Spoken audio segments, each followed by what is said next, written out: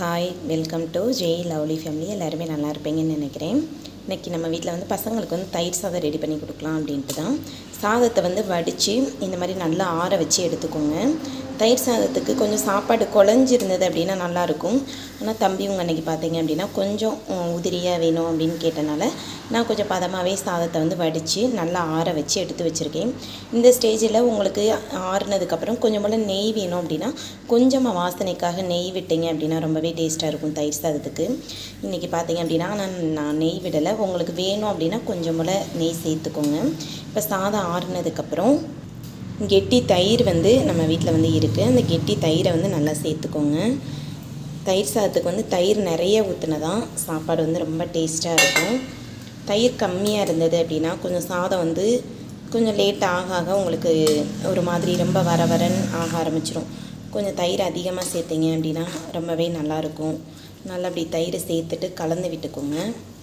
கலந்துட்டு இதில் கொஞ்சம் தேவையான அளவு நம்ம வந்து உப்பு வந்து சேர்த்துக்கலாம்.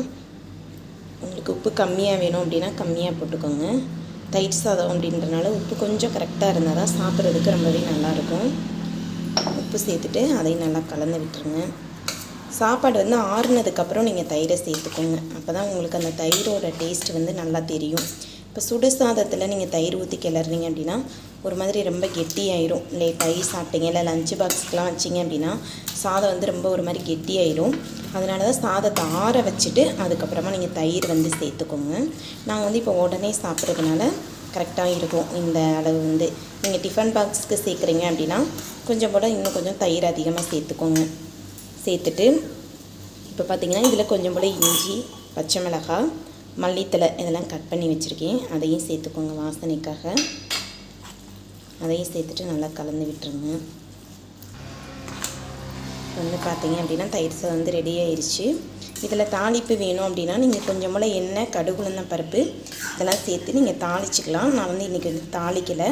பசங்க வந்து தாளிக்காமல் கேட்டாங்க அப்படின்றனால இப்படியே வந்து பசங்களுக்கு வந்து வச்சுக்கலாம் அப்படின்ட்டு தான். இப்போ இது பார்த்தீங்க அப்படின்னா தயிர் சாதத்துக்கு, அதாவது வீட்டில் நம்ம சாம்பார் சாதம், தயிர் சாதம் இதெல்லாம் வச்சிங்க அப்படின்னா குழந்தைங்க வந்து கொஞ்சம் சாப்பிட்றதுக்கு பிடிவாதம் பண்ணுவாங்க. அப்படி இருக்கிற குழந்தைங்களுக்கு பார்த்தீங்க அப்படின்னா அந்த சைடிஷை பார்த்தாலே உங்களுக்கு வந்து சாப்பிடணும் அப்படின்ற மாதிரி ஒரு எண்ணம் வந்து தோணும்.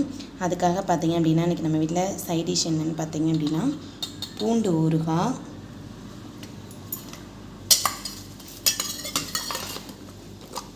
அப்புறம் மாங்காய், கொஞ்சம் போல் மாங்காய் கட் பண்ணி அதில் உப்பு, கொஞ்சம் போல் மிளகாத்தூள் இதெல்லாம் போட்டு மாங்காய் வந்து ரெடி பண்ணியிருக்கேன். தயிர் சாதத்துக்கு ரொம்பவே டேஸ்ட்டாக இருக்கும். அப்புறம் பார்த்தீங்க அப்படின்னா இது மாம்பழ சீசன் அப்படின்றனால கொஞ்சம் போல் மாம்பழமும் கட் பண்ணி வச்சுக்கலாம். எல்லா சாதத்துக்குமே மாம்பழம் வச்சு சாப்பிட்டு பாருங்கள். அது டேஸ்ட்டே ரொம்பவே நல்லாயிருக்கும். இன்றைக்கி இதுதான் இன்றைக்கி நம்ம வீட்டில் லஞ்சு. ரொம்பவே டேஸ்டியான லஞ்சு. கண்டிப்பாக தயிர் சாதம் பிடிக்காதவங்க யாருமே இருக்க மாட்டாங்க. தயிர் சாதம் அவ்வளோ ஒரு டேஸ்ட்டாக இருக்கும். கண்டிப்பாக நீங்களும் நெக்ஸ்ட் டைம் உங்கள் வீட்டில் தயிர் சாதம் ரெடி பண்ணிங்க அப்படின்னா இந்த மாதிரி மல்லித்தலை, பச்சை மிளகாய் இதெல்லாம் போட்டு ரெடி பண்ணி தயிர் கொஞ்சம் அதிகமாக சேர்த்துக்கோங்க.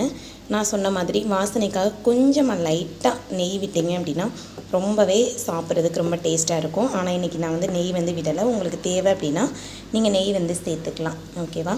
கண்டிப்பாக உங்களுக்கு இந்த வீடியோ வந்து பிடிச்சிருக்கும் அப்படின்னு நான் நினைக்கிறேன். இப்போ தான் ஃபஸ்ட் டைம் நம்மளோட சேனலை பார்க்குறீங்க அப்படின்னா ஜெய் லவ்லி ஃபேமிலியை சப்ஸ்கிரைப் பண்ணிக்கோங்க. லைக் பண்ணி, கமெண்ட் பண்ணி, ஷேர் பண்ணுங்கள். அதாவது நம்ம செய்கிற சாப்பாடை பார்த்தாலே சாப்பிடணும்னு தோணணும். அந்த அளவுக்கு நம்ம சாப்பாடு வந்து இருக்கணும். அப்போ தான் அந்த டேஸ்ட்டு நல்லாயிருக்கும். வேணான்னு சொல்லாமல் குழந்தைங்களுமே வந்து சாப்பிடுவாங்க. சரிங்களா? இந்த சைடிஷை பார்த்தாலே சாப்பாடை சாப்பிடணும் அப்படின்ற மாதிரி ஒரு ஃபீல் ஆகும் இல்லையா? அந்த மாதிரி தான். அதே மாதிரி ரெகுலராகவே நம்ம சாப்பிடும்போது பார்த்திங்க அப்படின்னா சின்ன வெங்காயம் எடுத்துக்கிறது ரொம்பவே நல்லது உடம்புக்கு. அது மாதிரி தான் இன்றைக்கி தயிர் சாதம் அப்படின்றனால ஒரு 4 சின்ன வெங்காயம் மட்டும் நான் எடுத்திருக்கேன். சின்ன வெங்காயம் ரெகுலராக நம்ம சேர்த்துக்கிட்டோன்னா நல்லது தான். இன்றைக்கி தயிர் சாதம் அப்படின்றனால நான் வெங்காயம் எடுத்திருக்கேன். யாருக்கெல்லாம் வெங்காயம், அதாவது இந்த பழைய சாதம், தயிர் சாதம் இதெல்லாம் சாப்பிடும்போது வெங்காயம் வச்சு சாப்பிட்றது யாருக்கெல்லாம் பிடிக்கும் அப்படின்றத சொல்லுங்கள். இந்த மோர், மிளகாய் இதெல்லாம் இருந்தால் அதை வறுத்து வச்சு சாப்பிட்டாலும் நல்லாயிருக்கும். வத்தல் இது எல்லாமே ரொம்பவே டேஸ்டியாக இருக்கும். இதுதான் இன்றைக்கி நம்ம வீட்டில் வந்து லஞ்சு. தயிர் சாதம், டேஸ்டியான தயிர் சாதம் ரொம்ப சூப்பராக இருக்கும். ஓகேவா? இதே மாதிரி நம்ம அடுத்த வீடியோவில் வந்து மீண்டும் சந்திப்போம். ஓகே, பாய், டாடா. உங்கள் வீட்டில் என்ன லஞ்ச் அப்படின்றத மறக்காமல் கமெண்ட்டில் சொல்லுங்கள். பாய், see you.